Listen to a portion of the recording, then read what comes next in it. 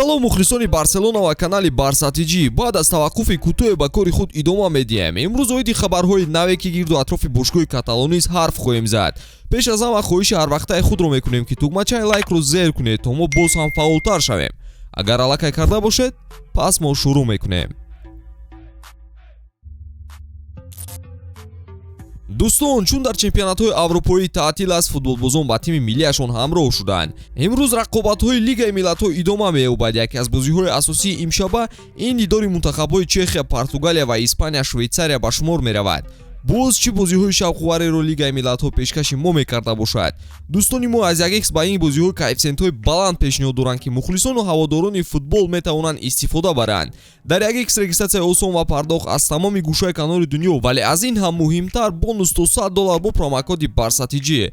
силкаи зарурӣ дар комментария. Ба ҳама муваффақият.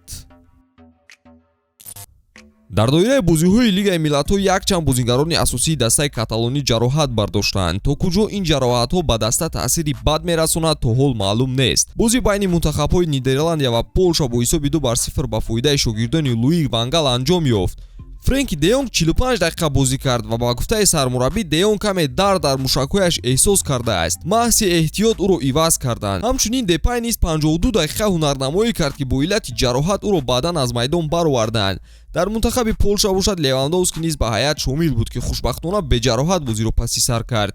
мунтахаби Фаронса бо ҳисоби 2-0 Австрияро шикаст дод. дар ин бозӣ Жюл Кунде танҳо 23 дақиқа бозӣ карда ҷароҳат бардошт. вазъи феълии ӯ то ҳол рӯшан нест ва ба гуфтаи Хави Мигел, Кунде ва Мемфис ба Барселона омада аз муоинаи тиббӣ мегузаранд то ҳолати онҳо мушаххас карда шавад. Дембеле низ каме аз дарди мушакҳо шикоят кардааст, вале айни ҳол худро хуб ҳис мекунад ва дар ҳайати мунтахабаш боқӣ хоҳад монд.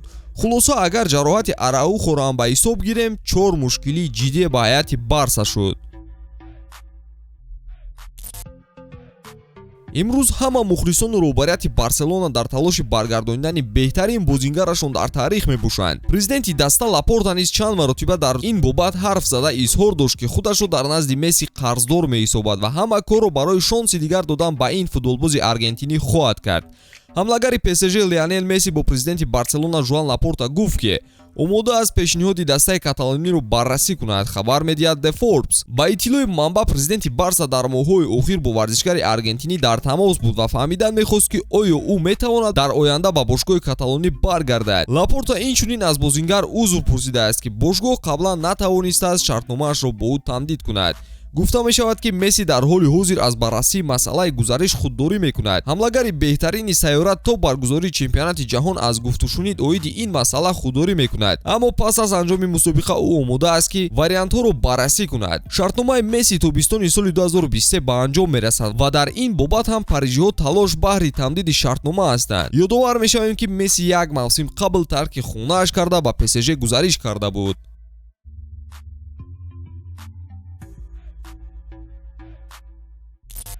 бошгоҳи каталонӣ дар мавриди ифшои маълумот аз бойгонии махфии клуб изҳори расмӣ нашр кард ки дар байни онҳо ҷараёни музокирот бо Лионел Мессии аргентинӣ дар соли 2020 вақте ки ӯ хостааст ба ӯ маблағи ҷублонпуриро ба шартнома ворид кунад низ омадааст. бошгоҳи каталонӣ дар робита ба иттилое ки дар El Mundo del Cinco 21 таҳти сарлавҳаи фишори Барса файлҳои махфии клуб 1 нашр кардааст, таассуф мехӯрад. даста аз он изҳори таассуф мекунад ки расонаҳо мавриди назар аз доштани дастрасӣ ба шумораи зиёди ҳуҷҷатҳо ва почта электронӣ ки қисми тафтишотии Барса Гейт мебошад фахр мекунанд, вақте ки ин маълумот ҳанӯз пешниҳод нашудааст. дар ҳар сурат мақолаи мавриди назар асноди оммавиеро месозад ки ба парвандаи ҷорӣ дахл надорад ва истифодаи онҳо таҳқир ба обрӯ ва манфиати клуб аст. ба ин далел ва бо мақсади ҳимояи ҳуқуқҳои бошгоҳи Барселона, шуъбаи ҳуқуқшиносии даста чораҳои қонуниро баррасӣ мекунад ки бояд андешида шавад, гуфта мешавад дар изҳорот дар саҳифаи расмии даста. Барса трансфери ҷанҷолиеро ба нақша гирифтааст. ана ин гуна президенти Реал то ҳол таҳқир нашуда буд. гап сари ниммуҳофизатгари испании мадридиҳо Марко Асенсио меравад. ба хави лозим будани Асенсио дар ин маврид фарқ шуда наметавонад, вале дар сурати амалишавӣ ин иқдом зарбаи сахте ба Перес хоҳад расид. тибқи хабарҳо дар бошгоҳи шоҳона низоъ байни президенти даста ва бозингар рафта истодааст. ҳамаи ин рӯйдодҳо як тараф, аз тарафи дигар Барса барои харидории ин ниммуҳофизатгари испанӣ ба кор даромадааст. ба навиштаи Mundo Deportivo каталониҳо ба Асенсио таваҷҷӯҳ доранд ва мехоҳанд ки тобистони оянда ӯро ройгон ба даста оранд. далели ин таваҷҷӯҳи барса он мебошад ки Асенсио агенти худро иваз кард ва ҳоло Хорхе Мендес масъули корҳои ӯ аст. Ин агенти португалӣ бо роҳбарияти барса муносибати хуб дорад ва метавонад баҳри амалисозии ин гузариш кӯмак кунад. ёдовар мешавем ки тӯли 15 соли охир ҳеҷ футболбозе мустақиман байни ин дастаҳо гузариш накарда буд. охири маротиба Хавер Савиола ин рискро карда буд ки баъдан ҳунарашро на дар ин ва на дар он даста нишон дода натавонид ва ҳамин сабаб шуд ки ӯро ба осонӣ ҳама фаромӯш кунанд. ин буд анон ҳама гапу чапи нав атрофи дастаи Барселона. пайгири мо бошед ва дар ҷараёни хабарҳо бимонед. ба ҳамин тамом то наворҳои баъдӣ тансият бимонед дӯстон.